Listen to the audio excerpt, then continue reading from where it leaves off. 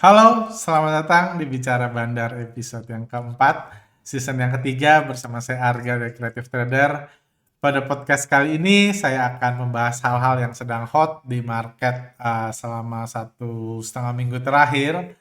Jadi kita tahu IHSG dalam kondisi all time high, saham-saham yang di bandari asing sedang digoreng secara luar biasa, ya semua baik. Juga kita akan membahas tentang heboh apa penyisiran investasi-investasi ilegal, judi-judi online dan lain-lain yang sedang terjadi di market, yang sedang heboh afiliator dan lain-lain, dan juga akan membahas tema bulanan seperti kami katakan sejak awal tahun bahwa season yang ketiga ini kami akan mengadakan tema bulanan, dan daripada tema bulanan tersebut kami akan coba mengajarkan hal-hal yang bukan hanya bandarmologi tapi basically untuk melengkapi teman-teman para investor retail secara lebih lengkap untuk menjadi trader yang lebih baik. Dan karena ini bulan Februari kita akan membahas tema baru yang juga cocok dengan kondisi yang kita alami saat ini kayak gitu. Sebelumnya saya mohon maaf, ini sebenarnya udah tanggal 12 Februari dan seharusnya kalau tema bulanan ya harusnya dimulai tanggal 1, tanggal 3, tanggal 4, tapi mungkin ya saya nggak kasih tahu sih, cuma memang saya terkena COVID 1,5 minggu yang lalu, di mana intinya saya tumbang.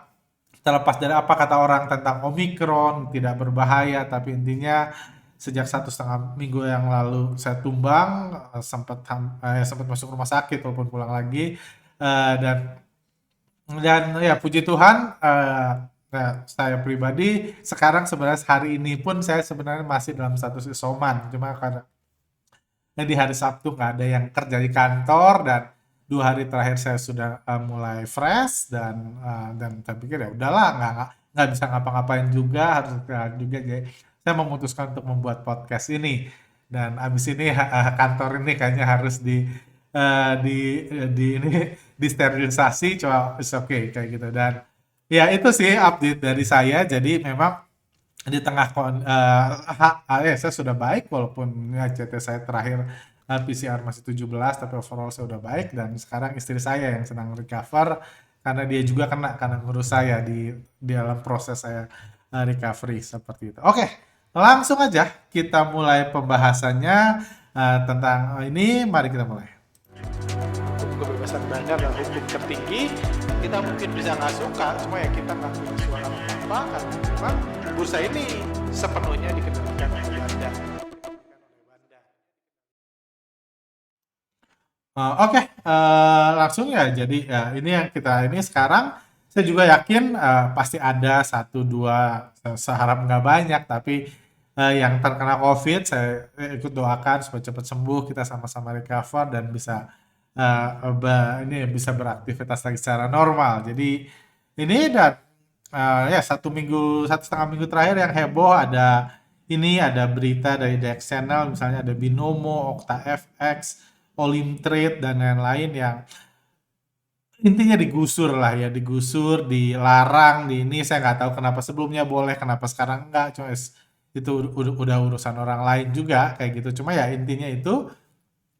Dan juga robot-robot trading, tentunya robot-robot Ponzi tersebut pun ditutup semua, dan terlepas dari uangnya nggak dibekukan, sepertinya pemiliknya langsung membawa kabur uang-uang yang disimpan dalam robot tersebut. Kita tahu robot sebenarnya hanya topeng aja, yang mereka lakukan hanya Ponzi kayak gitu. Tapi ya menurut saya ya, terlepas dari apa latar belakang kontroversi benar atau salah, saya nggak mau masuk ke situ karena cuma yang kita tahu ini akan memberikan dampak positif buat bursa saham, karena bagaimanapun ya semakin sedikit kita merek-merek yang ada di sini. Kalau Anda di YouTube dan lain-lain, adalah merek-merek yang habis-habisan mengiklankan produknya menggunakan afiliator, artis dan lain-lain. Artis-artis yang sedikit, kalau Anda sadari 1,5 tahun terakhir sejak pandemik, banyak artis tiba-tiba ngomong finance, tujuannya salah satunya apa? Supaya bisa jadi brand ambassador dari salah satu produk-produk ini. Misalnya itu sesuatu yang normal terjadi karena memang dunia artis sendiri ya, dunia pertelevisian kan sedang turun, jadi banyak yang jadi ini dadakan lah. financial advisor dadakan, walaupun mereka sendiri nggak ngerti sebenarnya apa yang ditawarkan, cuma disuruh dibayar dan lain-lain. Itu sesuatu yang biasa. Selama mereka kaya, biasanya orang-orang yang nggak ngerti pengen juga ikut kaya dengan cara ikut produk-produk ini. Tapi anyway, semua itu sekarang sudah ditutup mayoritas ya. Saya nggak kebayang lagi apa yang hot, yang banyak mengiklankan diri sekarang, dan itu tentunya akan membuat pilihan investasi semakin menipis. Menipis karena banyak yang sudah di-remove, robot trading yang udah dibawa pulang uangnya sama robot-robot masing-masing. Kayak gitu sekarang pilihan orang mulai menipis. Sekarang karena sekarang yang tinggal dua pemainnya kan, kurang lebih pemain tiga lah. Ada Forex. Forex sendiri umumnya nggak dianggap investasi karena setelah masuk orang biasa sadar, dan umumnya juga ujungnya langsung rugi kan. Kayak gitu, Forex nggak ada. Sekarang persaingannya ada di saham dan uang palsu. Uang palsu sendiri ya sudah jatuh dan lain-lain, dan itu pun ada negatifnya sedikit. Jadi ini sebenarnya kabar yang sangat baik karena di bursa kita memang senang nggak senang, apalagi kita sekarang udah gelombang ketiga Omicron dan harapan kita nggak ada varian lain, bisnis akan semakin recover ke depannya. Ya, kita mungkin ada break sebentar, istirahat sebentar sebulan, Omikron menyebar, kayak saya istirahat 1,5 minggu, tapi kedepannya akan semakin semakin agresif, semakin aktif di sektor real. Dan jadi kalau uang masuk sektor real semakin besar, uang kan jumlahnya sama. Berapapun itu 100 triliun, 1000 triliun, uang 1000 triliun sekarang yang masuk ke sektor real mungkin udah sekitar 800 triliun, 200 triliunnya masuk investasi. Sebelumnya mungkin 400 triliun yang masuk investasi. Tapi investasinya kan sekarang udah diserap sama robot trading segala macam. Sisa anggap 150 triliun, 150 triliunnya itu sekarang masuk mana? Karena kerannya semakin banyak yang udah dipangkas-pangkasin, sekarang tinggal uang palsu dan saham. Dan uang palsu pun image-nya semakin kesini, semakin orang semakin sadar, upah digital memang sesuatu investasi yang sangat bahaya. Kayak gitu. Jadi, di waktu yang sama juga, puji Tuhannya IHSG sedang digoreng investor asing, IHSG naik dan investor-investor sedang merasakan keuntungan. Jadi itu juga hal yang sangat baik. Apalagi kita tahu the big picture-nya apa ya? Kalau zaman dulu apa GBHN-nya nah, jadul banget, garis besar haluan negaranya adalah membangkitkan, memperbesar bursa efek karena ini udah era IPO startup, ada ratusan triliun uang yang butuh diserap dari bursa saham. Jadi bursa saham harus sehat. Jadi mungkin itu juga yang menyebabkan investasi-investasi yang bukan reksa saham mungkin sebaiknya disisir uang semua aja biar uang masuk ke bursa saham. Nggak ada yang maksud reksadana dan lain ujungnya kan bursa saham juga. Seperti itu.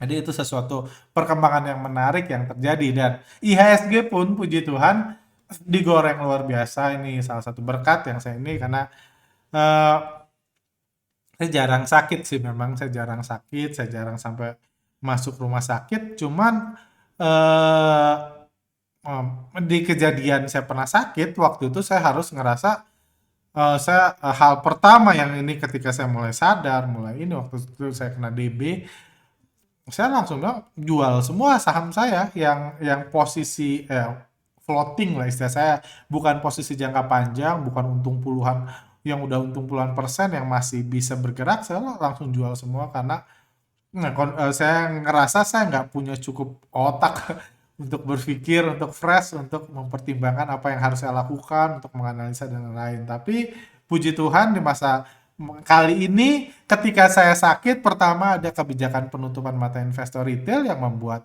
toh sehat pun saya cuma menganalisa di sore hari, dan saya punya waktu dari jam setengah 5 sampai jam 9 pagi untuk menganalisa, jadi saya nggak ngerasa butuh ini, dan pergerakan bandar pun semakin lambat, dan yang paling positif tentunya investor asing memutuskan untuk kembali masuk. Di sini juga kami highlight berulang kali di Telegram kami bahwa sorry, yang kami highlight bahwa ketika asing masuk semua beres.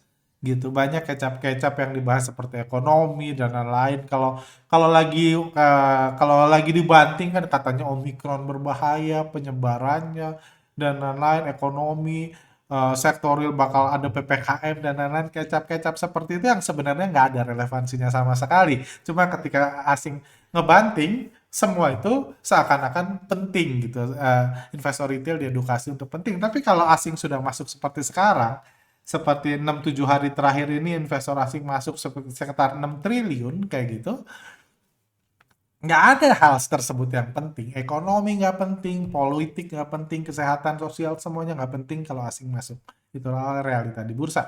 Kayak gitu. Itu dan kita hanya tinggal menikmati gitu. Portfolio saya bertumbuh dengan baik gitu. Apa target saya, tujuan saya yang dibahas di bulan Januari semua jalan baik-baik aja terlepas saya sakit ya. Dengan bantuan investor asing, saham-saham yang digoreng dan itu yang terjadi. Itu juga yang bisa kita nikmati dan kalau kita lihat sejauh ini selama investor asing masih terus masuk, nggak ada yang harus di-worry kan. Nggak ada harus ini investor asing terus masuk. Kalau kita lihat misalnya ini sudah masuk sejak tanggal 2 Februari 3 4 1 2 3 4 5 6 7 8. Nah, ini grafik foreign flow IHSG kita lihat 8 hari terakhir investor asing udah masuk 8,6 triliun, rata-rata lebih dari 1 triliun satu hari.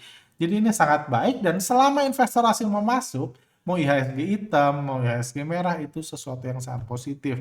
Kalau ada koreksi, kesempatan belanja saham yang terkoreksi dan fokus saham-saham yang digoreng asing karena kita lihat misalnya saham Telkom kayak gitu terus bergerak naik seiring dengan asing yang terus masuk, sempat dikasih diskon di sini terus lanjut masuk, terus kita lihat BBRI juga ini sangat positif update-nya karena setelah ada heboh apa SWF dan lain-lain sepertinya koalisinya sudah terbentuk, asing mulai masuk dan harganya terus naik dan kita lihat 3 hari terakhir pun meskipun harganya nggak kemana-mana, BBRI masih terus bergerak naik, ada BMRI dan banyak lagi lah bisa Anda pelajari masing-masing. Saham-saham yang ini grafik foreign flow-nya terus bergerak naik seiring dengan IHSG yang terus naik dan asing yang terus masuk. Jadi ini sesuatu yang kita syukuri, nggak perlu dibahas naiknya sampai kapan, resistennya kapan, kemahalan atau enggak itu nggak penting semua. Selama asing masuk, mahal juga nggak apa-apa toh asing masuk. Bahaya, murah itu bahaya kalau asing keluar. Itu yang penting, karena yang memutuskan kemana IHSG adalah asing. Kalau asing terus nyuntik 8 triliun, dia nggak mau IHSG jatuh. Terus kalau dia nggak mau IHSG jatuh, ya IHSG tidak jatuh. Kan mereka yang mutusin. Beda sama asing udah jualan 8 triliun. Ke lokal. Yang nggak mau IHSG jatuh, lokal. Cuma lokal, nggak pegang kendali IHSG. Jadi kalau asing mau iseng jatuh, ini jatuh IHSG. Seperti itu. Jadi nggak ada yang harus di-worry. Untuk IHSG sendiri saya nggak ngerasa butuh membahas secara mendalam karena kondisi masih bagus.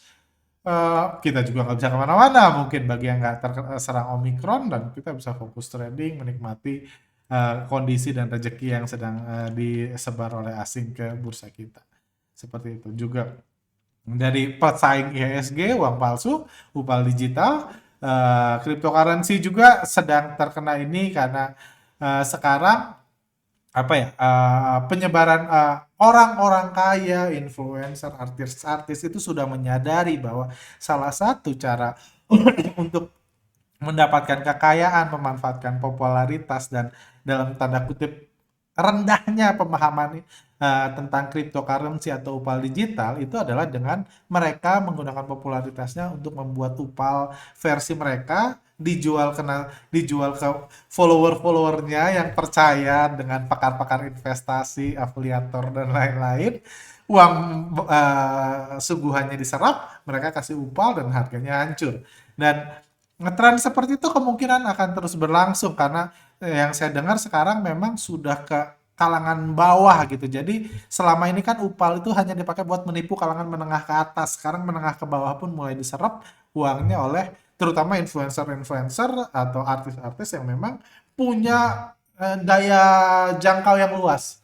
Kayak gitu. Kalau tech geek gitu kan nggak banyak kan. Mereka nggak ngerti investasi dan nggak banyak dan di reach oleh orang-orang dengan inilah dengan kalangan tertentu. Tapi kalau artis itu bisa menyerap uang-uang asli dari ini dengan jualan upal dan tren seperti itu kalau nggak segera di stop memang kemungkinan akan terus menyebar, karena bagaimanapun di Indonesia ini mencetak upal digital adalah sesuatu yang legal, sesuatu yang boleh, berbeda dengan upal kertas. Palsu kertas ya adalah pidana. Kita lihat aja ya, kalau Anda peduli dengan saudara-saudara Anda bisa mulai edukasi saudara-saudara Anda, teman-teman Anda, tetangga Anda, atau mungkin asisten rumah tangga Anda untuk kasih tahu, edukasi aja gitu, nggak perlu dilarang untuk membeli upah digital karena bagaimanapun pemerintah belum melarang, kita nggak harus melarang memberikan uang palsu digital, tapi kasih tahu cryptocurrency sama dengan upah digital, uang palsu digital. Nggak ada urusannya dengan aset atau apa, nggak ada. Seperti yang saya podcast sebelumnya, kripto aset itu kenapa jadi upah? Loh, gunanya kripto aset itu untuk jadi upah. Sama-sama batu bara ada gunanya, rumah ada gunanya, tanah ada gunanya, upal ada gunanya untuk jadi uang palsu. Mau upal aset, upal digital, cryptocurrency semuanya adalah upal. Nah, seperti itu. Jadi itulah yang uh, yang siap ini. Tapi kalau kita lihat pembahasannya, begitu banyak orang yang baru-baru ini ada yang bunuh diri juga kan. Sebenarnya popularitas upal ini kemungkinan akan mulai menurun terlepas dari harganya yang tentunya akan digoreng-goreng aja untuk memperkaya bandarnya. Seperti itu. Oke, kurang lebih itu yang mau saya bahas dari kondisi seminggu terakhir, dan sekarang kita masuk ke tema bulanan. Tema bulanan, bulan Februari ini saya kasih nama healthy trading. Pas kita dalam masa krisis kesehatan, jadi saya sendiri masih membutuhkan healthy. Sebenarnya ini tema lama yang saya share buat alumni Bandarmologi, alumni Foreign Flow, juga salah satu materi di Money Management Psikologi Trading. Saya sedikit tweak buat umum kayak gitu, dan ya mungkin karena saya sendiri, mungkin saya nggak tahu konten ini ada isinya atau enggak, karena mungkin kepala saya juga belum berfungsi 100%. Cuma ya memilih tema healthy trading untuk ini. Kenapa saya memilih tema healthy trading? Karena saya melihat bahwa pertama, saya sadar ketika saya nggak sehat, semuanya dalam tanda kurung runtuh, berhenti, stop, dan lain-lain. Ketika saya nggak sehat, semuanya terganggu. Nggak peduli seberapa pintar saya, seberapa banyak uang saya, seberapa kerja keras saya sebelum-sebelumnya. Ketika saya tidak sehat, saya itu. Jadi semua tahu kesehatan penting, walaupun seringkali tahunya ketika sakit kan. Ketika udah nggak sakit ya hajar aja terus. Cuman ini kenapa saya ngerasa pengen share itu, karena uh, seringkali saya, para edukator atau pembelajar yang kita dapat YouTube, seringkali berhubungan dengan sukses itu ya. Saya pilih dua aja lah, dua elemen penunjangnya adalah knowledge, apa yang kita ketahui, apa yang kita pelajari, apa yang kita miliki, apa yang kita kuasai, dan hard work. Bagaimana kita mengaplikasikan itu dalam sektor real, dalam praktek, bagaimana kita mengerjakan, nggak menyerah, terus berusaha lebih baik, mengasah knowledge, dan lain-lain. Dua fondasi inilah yang menunjang kesuksesan. Nggak ada orang sukses yang nggak punya knowledge dan nggak punya hard work. Kayak gitu, dua ini yang menunjang. Dan semakin stabil, semakin rata, ini akan semakin baik untuk menunjang kesuksesan. Dan seringkali, kadang-kadang kalau tidak rata atau nggak ada, seringkali misalnya ada yang sukses karena knowledge, tapi dia nggak punya hard work. Dia akan menjadi fondasi yang tidak stabil seperti ini. Atau hard work tapi nggak punya knowledge, punya fondasi stabil seperti ini. Apa yang menyebabkan kalau fondasi tidak stabil seperti ini? Penyebab efeknya adalah kalau ada goyang, kalau ada krisis, kalau ada pressure, biasanya bisa runtuh karena nggak punya kestabilan dari sisi ini. Tapi terlepas dari semua itu, satu hal yang sorry, satu hal yang nggak kalau yang lebih penting dari jadi fondasi dari knowledge dan hard work adalah kesehatan kita. Dalam trading banyak orang motivator, influencer yang punya niat baik gitu ngajarin kita hard work. Banyak seminar, banyak buku, banyak YouTube, banyak ini yang ngajarin kita knowledge, kita diajarin. Tapi jarang sekali yang membahas tentang kesehatan dalam trading. Walaupun kita tahu tanpa kesehatan semua ini akan tumbang. Tanpa kesehatan dalam trading, healthy trading, bagaimana trading dengan sehat buat Anda, seperti itu. Oke, saya akan bahas lebih lanjut. Apa itu kesehatan? Sehat, healthy, definisinya sering kali dianggap tidak sakit. Orang yang sehat adalah orang yang tidak sakit. Itu memang pengetahuan yang kalau dokter mungkin kesal dengan mindset ini kayak gitu, cuma ya itu yang bagi saya pun kayak itu. Anda sehat kalau Anda nggak sakit. Jadi kalau sakit berarti saya nggak sehat. Karena Anda tahu ketika Anda susah Anda tahu Anda sehat, tapi Anda tahu ketika Anda sakit. Sakit kepala Anda tahu, sakit jantung Anda tahu, sakit apapun Anda tahu ketika sakit. Jadi ketika Anda sakit berarti Anda nggak sehat. Sehat sendiri susah dirasakan. Kayak gitu. Terus apa hubungannya dengan trading? Sebagai trader, kita harus punya healthy trading, healthy investment, healthy style, gaya berinvestasi atau trading yang sehat. Yang sehat artinya apa? Trading yang sehat itu tidak mendatangkan krisis dalam kehidupan kita. Banyak orang, saya harus jujur, saya di sini bukan afiliator yang pengen mencerap uang Anda, saya harus jujur, banyak orang yang saya kenal yang hidupnya masuk ke dalam krisis karena dia mulai invest atau trading saham. Kita nggak usah ngomong uang palsu, nggak usah ngomong saham. Banyak yang terkena krisis. Kalau saya bisa ngomong, nggak semuanya orang bodoh yang nggak pernah belajar, nggak mau belajar, pengen kecepatnya nggak. Tapi muncul, dia masuk dalam krisis. Karena trading saham. Ya saya kenal banyak yang berubah, yang banyak yang hidupnya lebih baik, banyak yang enjoy dan lain-lain, yes, tapi banyak juga yang terkena krisis. Krisisnya ada krisis keuangan, itu yang paling umum. Rugi besar, nyangkut, uang pendidikan anak kepake, dan lain-lain. Banyak orang yang krisis keuangan. Krisis itu terjadi karena dia tidak menerapkan healthy trading.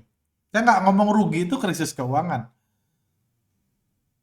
Orang, nah contohnya warung gitu. Warung bisa aja jual 3-4 produk rugi, tapi bukan berarti dia warungnya mengalami krisis keuangan. Krisis keuangan ya dalam kehidupannya langsung jadi krisis. Jadi hal yang nggak baik. Ada juga orang yang mengalami krisis di karir dan pekerjaannya. Beberapa tahun lalu saya kenal trader yang sebelumnya dia pengusaha yang sangat sukses. Pengusaha yang sangat sukses, dia ngedatengin brand ini ke Indonesia segala macam, sukses lah saya kenal. Ini udah itu dia kenal trading kecanduan. Dia trading aja angkanya gede, tradingnya miliaran kayak gitu karena memang dia punya udah sukses sebelumnya, bukan karena trading. Dia bolak-balik, portfolionya nggak tumbuh tapi karirnya mentok, usahanya mentok, dan dia nggak buat inovasi-inovasi lain dalam kerjaannya. Krisis karir dan pekerjaan. Jadi trading yang nggak sehat itu bisa menyebabkan krisis karir dan pekerjaan. Tentunya pekerjaan kita semua berbeda. Ada batasan waktu yang berbeda, ada kebutuhan, komitmen yang membutuhkan yang beda-beda. Tapi kalau Anda pengen trading dengan baik, siapapun Anda harus memastikan ini nggak menyebabkan krisis di karir atau pekerjaan Anda atau krisis keuangan. Ada juga krisis psikologis atau personal life. Ya, salah satu trader UPAL yang minggu lalu secara tragis sampai bunuh diri, berarti dia terkena krisis psikologis dan personal life. Terlepas dari krisis keuangan tentunya. Ada juga orang yang nggak bisa tenang. Hidupnya jadi nggak bisa tenang, jadi nggak damai, jadi marah-marah, jadi ini karena itu. Sebagai trader, tanggung jawab Anda harus punya healthy trading. Pastikan, pikirkan, lihat, apakah trading sudah mengganggu atau mendatangkan krisis atau berpotensi mendatangkan krisis kan. Mungkin krisisnya belum datang, tapi berpotensi. Deadline Anda molor terus di kerjaan Anda karena Anda trading. Karena keasikan digoyang bandar di jam market. Jadi Anda harus itu. Jadi itu pertama, healthy itu artinya tidak sakit. Jadi Anda lihat, apakah Anda trading sekarang dan trading menyebabkan Anda masuk dalam krisis-krisis ini. Kalau ini ada hal-hal yang perlu Anda lakukan supaya Anda healthy trading. Healthy juga sedang menandakan kemampuan untuk pulih. Maksudnya kemampuan untuk pulih karena saya pribadi saya merasa sehat-sehat aja sebelum kena COVID. Sejak COVID saya punya nutrisi vitamin yang baik, saya dan lain-lain, saya udah ini, tapi somehow saya down kena virus dan jatuh. Dan ya tepat lah sih. Sampai sekarang pun saya masih batuk-batuk. Untung podcast nggak menular ya. Dan terlepas dari itu, orang yang healthy, nah kadang-kadang kita nggak bisa menghindari hal buruk terjadi dalam kehidupan. Saya nggak bisa menyetop ada virus Omicron masuk ke saya. Karena saya juga memutuskan, saya nggak mau dikarantina di rumah karena takut Omicron. Nggak worth it menurut saya resikonya, karena saya merasa saya healthy enough untuk menghadapi virus ini. Saya punya kemampuan untuk pulih. Kayak gitu. Healthy juga sedang mengatakan itu. Karena hal buruk bisa dan akan datang dalam kegiatan trading atau investasi Anda. Siapapun Anda, sepintar apapun Anda, apapun analisanya, akan ada hal buruk yang di luar kendali, di luar prediksi, di luar hal yang Anda siap terima tadi. Seorang healthy trader yang healthy akan mempersiapkan diri untuk kondisi-kondisi tersebut supaya ketika penyakit datang, kita nggak tumbang atau bangkrut. Salah satu contoh nanti di minggu-minggu lain saya bisa tunjukkan praktek-prakteknya. Salah satunya misalnya saya punya habits untuk setiap saya untung sekian persen dari stock market, untungnya saya keluarkan. Nah, misalnya anggaplah saya untung 100 juta dari stock market, untungnya saya keluarkan. Enggak semua 100 jutanya saya keluarkan, tergantung sih, ada hari-hari saya keluarkan semua, cuman anggaplah mayoritas enggak. Tapi dari 100 juta itu ada misalnya, saya memutuskan keluarkan 50 juta. 50 juta untuk saya nikmati. Karena saya di sini bukan mau ngegedein angka, saya mau profit. Trading mau dapat profit, mau uang saya nambah, mau misalnya harta atau apa saya nambah, kualitas hidup saya nambah, itu tujuan saya trading kan. Jadi saya ambil misalnya untuk dinikmati. Dari 50 juta yang ambil, seringkali saya cukup rutin meluangkan waktu uang sekitar misalnya dari 50 juta mungkin 10-15 jutanya untuk istilah yang saya bilang adalah budget untuk market crash. Budget untuk market crash di mana saya menyediakan sejumlah uang yang hanya akan digunakan kalau market mengalami crash tiba-tiba. Saya mengalami kerugian besar tiba-tiba, di mana mungkin modal saya nyangkut semua, saya punya budget uang untung yang saya sisihkan untuk itu. Itu ya yang jadi senjata saya untuk recover. Karena nggak selalu market crash bisa diprediksi sebelumnya. Karena semuanya masuk dalam hukum kebebasan bandar.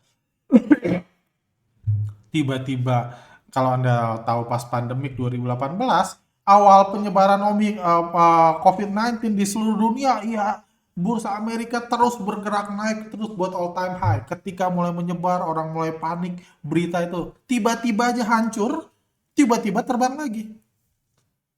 Virusnya sama, penyebarannya semakin lama semakin besar. Tapi ada waktu ketika dia tambah semakin besar, dia terus bergerak naik. Ada semakin besar penyebarannya, dia hancur, market crash. Ada semakin besar lagi penyebarannya, dia terbang lagi. Jadi semuanya itu tergantung kebebasan bandar. Nggak selamanya, terlepas kita analisa bandarmologi, kita baca pergerakan asing, nggak selamanya kita bisa all out keluar, market crash terus masuk lagi, nggak. Jadi harus ada persiapan, kemampuan untuk pulih, persiapan makan vitamin atau apapun kalau dalam sektor yang harus kita lakukan. Persiapan ketika datang penyakit, ketika hal buruk datang, jadi kita nggak langsung tumbang. Ingat, untung 1000 kali, bangkrut sekali, akhirnya bangkrut. Ya kan? Untung Anda boleh untung 1000 kali berturut-turut, di yang 1001 Anda bangkrut. Anda hanya diingat sebagai trader bangkrut. Kalau Anda lihat nasib-nasib para analis teknikal, hampir semua kayak gitu. Bukan analis teknikal, pakar-pakar guru-guru teknikal ternama, dia untung, mungkin dia lagi bullish aja, dia bawa teori, udah itu bangkrut, bangkrut. Seperti itu. Jadi Anda harus bangkrut artinya selesai, dia nggak bangkit lagi, nggak ini lagi, dan healthy juga. Terus, sorry, healthy yang terakhir itu sedang mengatakan bertumbuh. Ini mungkin ya nggak, kalau tubuh dewasa ya, kalau orang dewasa mungkin yang udah nggak bertumbuh lagi, melebar doang. Cuma kalau anak kecil, anak yang sehat itu sedang mengatakan anak yang bertumbuh. Bukan anak yang gemuk, bukan anak yang kurus, bukan anak yang tinggi, bukan anak yang pendek, tapi anak yang bertumbuh itu adalah anak yang sehat. Dan ini yang mau saya bahas lebih mendalam, yaitu bertumbuh itu kita nggak perlu bingung memikirkan pertumbuhan anak. Saya nggak pernah ketemu orang tua yang dia galau banget. Gue harus ngapain nih hari ini supaya anak saya bertumbuh? Anak saya sekarang semeter 20, gimana supaya semeter 25 ya dalam 3 bulan lagi? Nggak gitu orang. Apa yang perlu dilakukan adalah menjaga anak untuk tetap sehat, maka dia akan tumbuh dengan sendirinya. Pertumbuhan itu alami. Kalau anaknya sehat, dia akan bertumbuh. Jadi semua orang tua, kalau mau anaknya bertumbuh, bukan ditarikin, bukan dinasehatin. Adik harus fokus bertumbuh ya ke depan, bukan. Yang harus dilakukan adalah kasih makan sehat, istirahat yang baik, dan lain-lain. Nanti anaknya bertumbuh sendiri. Itu prinsip pertumbuhan. Dijaga aja biar sehat. Maintain aja biar sehat, dia akan bertumbuh. Begitu juga dengan portfolio kita. Makanya saya bahas ini. Banyak orang fokusnya cuan. Tapi goyang sedikit bangkrut. Cuan. Mungkin di saham cuan, di kantor masalah, dipecat. Jadi krisis lagi. Fokusnya cuan. Cuma nggak happy, selalu stres, dan lain-lain. Ini. Padahal sering bisa yang kita lakukan sebaliknya. Coba tuh, kita fokus sehat aja. Karena kalau kita melakukan trading yang sehat, nanti cepat atau lambat portfolio kita akan bertumbuh dengan sendirinya. Trading yang baik, punya limit yang baik, punya analisa yang baik, dan lain, kita fokus sehat aja. Saya nggak pernah sekalipun bingung, galau karena IHSG nggak naik. Kenapa misalnya Januari pertumbuhan portfolio saya jelek. Ya maksudnya ya lesu banget lah, Anda tahu. Saya nggak harus galau, nggak harus ini, nggak harus stres. Kenapa nggak digoreng-goreng? Nggak harus, saya santai aja. Saya lakukan trading dengan sehat, saya pilih saham yang baik, ini yang baik, dan lain. Kapan naiknya nggak tahu. Tiba-tiba Februari ketika saya sakit digoreng. Dan karena portfolio saya komposisinya kan ada banyak saham yang diakumulasi asing, di bulan Januari saya kumpulin dan harganya digoreng, portfolio saya tumbuh dengan sendiri. Ketika saya sakit, ketika saya tepar. Nah itu juga bisa terjadi. Yang kita lakukan nggak usah pusing, kapan cuannya, kapan ini, nggak usah. Lakukan yang baik ya, tentu yang baik bisa beda buat semua orang, cuma fokus kita itu. Oke, sekarang kita bahas sedikit lebih mendalam tentang healthy life. Secret of healthy life. Kalau kita baca pakar-pakar kesehatan, biasanya secret of healthy life cuma kebagi jadi dua. What you eat and what you think. Apa yang kamu makan, apa yang kamu pikirkan. Kalau Anda rangkum semua, ujungnya itu.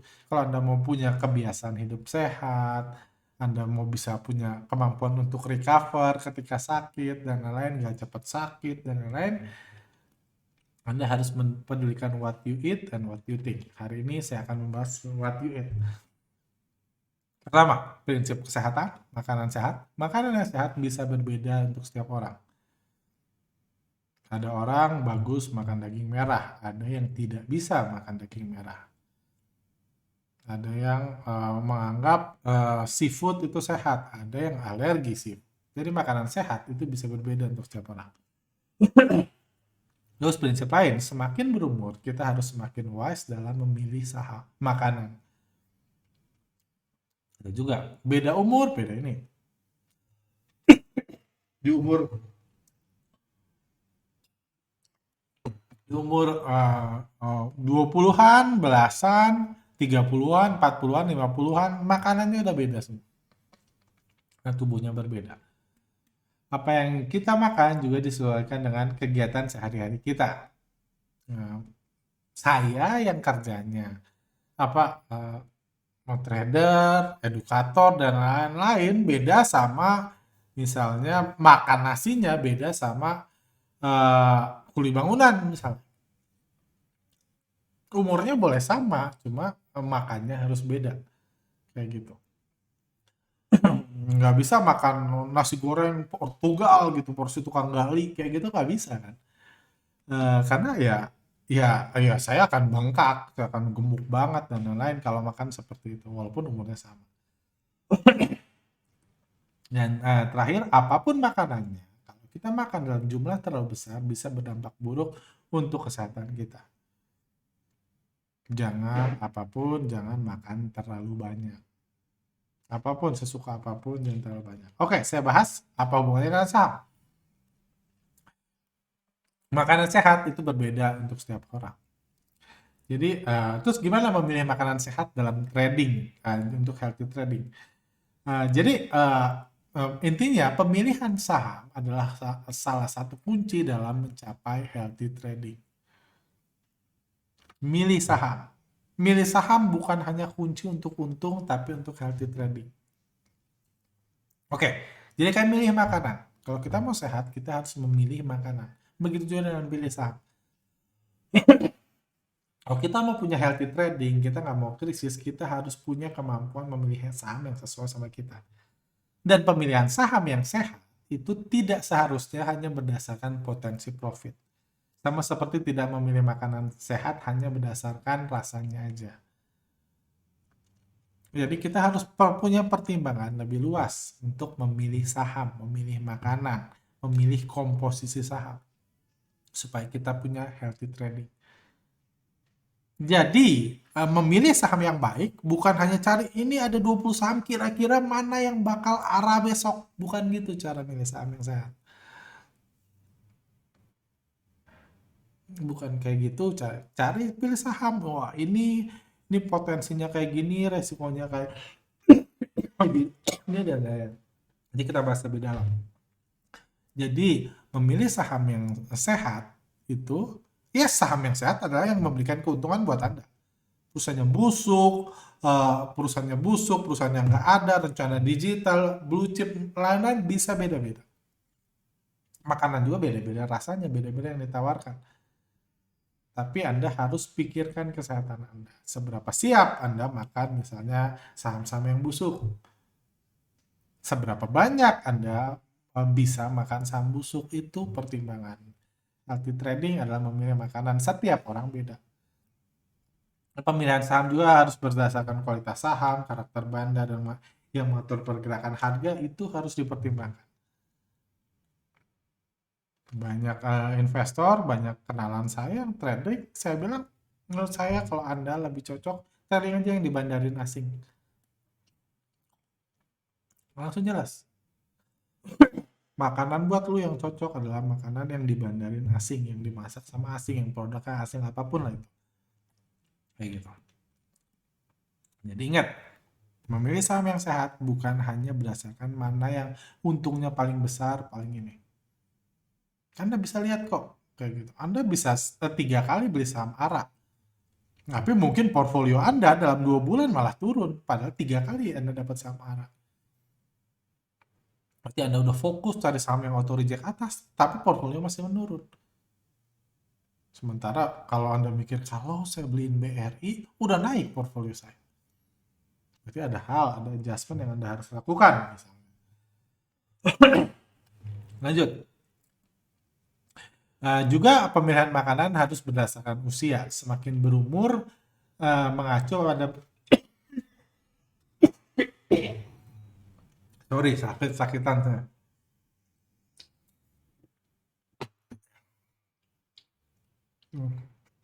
Ironis yang bahas healthy tradingnya sakit-sakitan. Lanjut.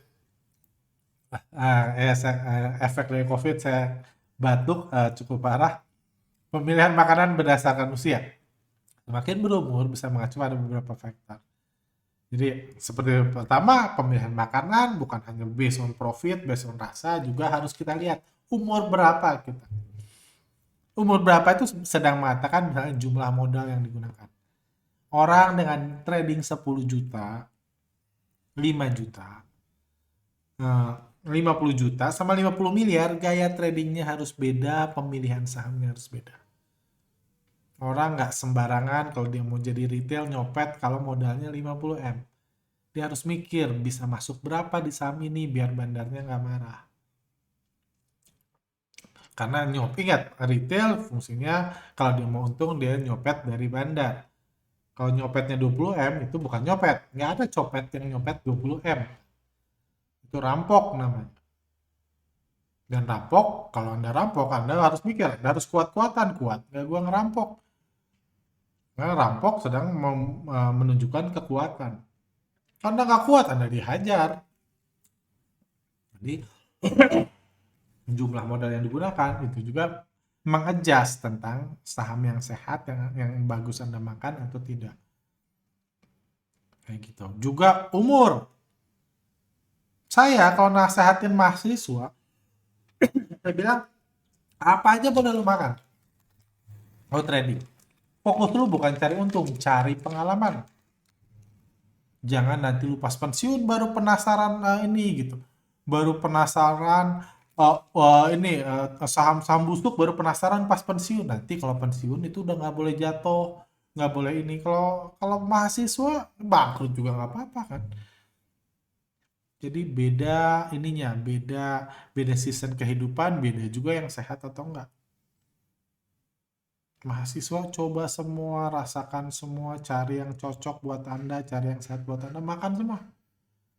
Itu approach mahasiswa mencari makan sehat, makan aja semua. Kalau udah pensiun ya jangan makan semua untuk cari makanan sehat kan. Harus punya knowledge lebih, harus punya ke lab, kemana, dan lain-lain. Kayak gitu. Juga tanggung jawab menghasilkan profit. Menjawab menghasilkan profit itu akan membuat trading lebih berat. Akan membuat pemilihan orang, gaya trading berubah.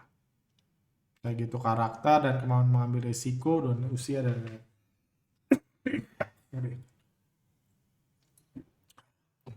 Lanjut. Satu lagi terakhir. Makanan harus sesuai aktivitas sehari-hari. Misalnya Anda harus sadar kesibukan Anda apa. Anda bisa mengamati di jam market, Anda bisa menganalisa seminggu sekali, setiap hari, setiap malam, dan lain-lain. Anda harus sadar diri. Itu juga harus jadi bagian pertimbangan membeli makanan yang sehat. Membeli saham yang sehat buat Anda. Yang bukan hanya berpotensi membuat Anda tumbuh. Sehat kan definisinya membuat Anda grow, tumbuh. Membuat Anda recover, itu mungkin itu udah financial planning. Buat Anda tumbuh, jadi memberikan Anda keuntungan, tapi juga nggak menyebabkan krisis buat Anda. Kayak gitu. Dan tentunya makanan sehat juga kita harus perhatikan porsi dan komposisi buat Anda. Seperti itu. Harus memperhatikan porsi dan komposisi makanan Anda. Kita harus mempertimbangkan berapa banyak saham yang Anda miliki, berapa besar nilainya, dan lain-lain. Tentunya pertimbangan yang bisa Anda terapkan untuk ini kan, makanan juga banyak kan. Ada buah, ada yang manis-manis, ada yang asin-asin, ada yang berkolesterol tinggi, ada yang berkarbohidrat tinggi, dan lain-lain. Itu Anda harus punya komposisi yang terbaik buat Anda. Begitu juga dengan saham. Jadi Anda bisa pertimbangkan reputasinya, misalnya saham dengan reputasi yang lebih baik sebaiknya punya porsi yang lebih besar di portfolio Anda. Oleh reputasi lebih baik. Contohnya reputasi itu bisa misalnya fundamental atau eksistensi perusahaan. Saya nggak menyarankan orang yang full portfolionya semuanya saham perusahaan yang nggak ada. Perusahaan busuk, perusahaan rencana digital, saya tidak pernah menyarankan itu. Itu nggak baik buat kesehatan. Mungkin itu membuat Anda happy di 1-2 hari, seminggu 2 minggu, sebulan 2 bulan mungkin. Karena makanan yang nggak baik buat kesehatan juga bisa buat happy kan, tapi itu bisa mendatangkan krisis. Pikirkan fundamental dan eksistensi perusahaan. Pemilik perusahaan atau pemegang saham mayoritas, pikirkan juga siapa yang punya, siapa yang ngebandarin. Mereka masih fokus di bisnis real atau udah fokus di bisnis kuliner dan lain-lain, itu pertimbangan. Pertimbangan semua. Market cap-nya, seberapa besar nilai perusahaannya, dikendalikan bandar asing atau bandar lokal. Pengalaman dan keyakinan pribadi itu juga sangat penting. Ada saham-saham yang Anda udah pede di saham itu, biasa menghasilkan profit, Anda tenang, itu baiknya punya komposisi banyak di portfolio Anda. Dia punya reputasi yang baik, Anda sudah menghandle, udah pernah untung, pernah rugi, pernah ini, berarti Anda sudah bisa apa ya, nyopet bandarnya dengan lebih baik daripada saham-saham yang masih baru IPO misalnya, punya komposisi dikit. Atau pertimbangan juga misalnya sekarang kira-kira influencer mana yang ngepom-pom saham itu, siapa yang sedang dipakai bandarnya untuk menjebak Anda masuk ke saham tersebut. Kayak gitu, itu juga harus jadi pertimbangan untuk tahu besar. Kak, saya nggak bilang dilarang atau enggak, hindari atau enggak, Anda yang tahu itu. Tapi kalaupun Anda mau, Anda harus punya komposisi yang tepat buat Anda. Jangan membuat Anda krisis kalau terlalu banyak. Ini saya berikan contoh terakhir, mungkin ini ada 2 komposisi. Ada satu komposisi dia punya BRI 25%, Telkom 20%, Arto 20%. Jadi ada perusahaan dengan laba puluhan triliun setiap tahun kayak gitu. Perusahaan-perusahaan blue chip yang jelas-jelas nggak akan bangkrut, akan kasih dividen dia punya. Ada perusahaan rencana digital yang memang fokus utamanya di bisnis kuliner, ada perusahaannya BRMS, saya tahu sendiri, ada Kepik, Sinetron Land, ada perusahaan Net TV yang baru mulai masuk bisnis kuliner dan lain-lain, Anda boleh punya semua. Tapi akan sehat kalau Anda punya komposisi yang lebih proporsional. Seyakin-yakinnya Anda, seaman-aman, sebagus-bagusnya reputasi Net TV buat Anda, tentu nggak sebagus BRI. Jadi jangan Net TV 25, BRI 5. Anda punya reputasi ini. Jadi Anda punya komposisi yang stabil, yang ini supaya Anda punya menghindari krisis. Karena ingat, bangkrut cuma butuh sekali. Krisis datang bisa Anda nggak recover lagi, apalagi Anda nggak punya persiapan untuk krisis datang. Kayak gitu. Itu yang harus Anda pertimbangkan. Oke. Mungkin untuk kali ini segitu aja. Sorry saya batuk-batuk karena memang tenggorokan saya, ya batuk saya masih parah, saya masih terus makan mint. Tapi mudah-mudahan apa yang saya ajarkan hari ini bisa berguna buat Anda. Mungkin Anda lagi isoman, lagi istirahat, lagi ini. Mudah-mudahan apa yang saya ajarkan bisa berguna buat Anda. Thank you. Buat ini sehat selalu. Sampai jumpa next time.